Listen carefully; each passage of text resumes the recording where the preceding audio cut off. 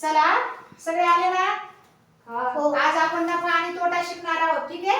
बरं. चला बघा आता पहिलं गणित आहे.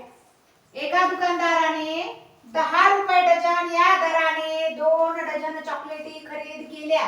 जर त्याने 1 रुपये दराने प्रत्येक जण चॉकलेट विकलं तर त्याला किती रुपये नफा येईल? तर पहा आता 1 डझन बरोबर किती असतं?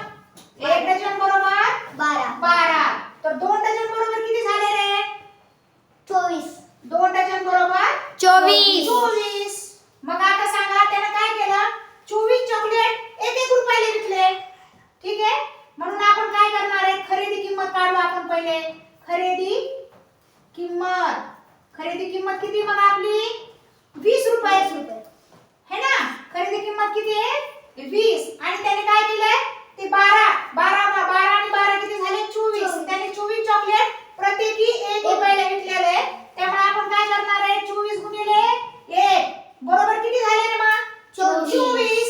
मग पहा आता आपल्याला काय करावं लागतंय नफा बघण्यासाठी?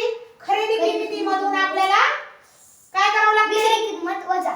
हा, विक्री किमतीमधून आपल्याला खरेदी किंमत काढावी लागते. म्हणून आपण काय करणार आहे मग आता? विक्री किंमत किती आहे आपली? विक्री किंमत किती आहे? 24. आणि खरेदी किंमत किती आहे? 20. मग आपला नफा किती झाला? 4 रुपये. हा, मग पहा 4 मधून 0 गेले 4 आणि 2 मधून 2 गेले 0. मग इथे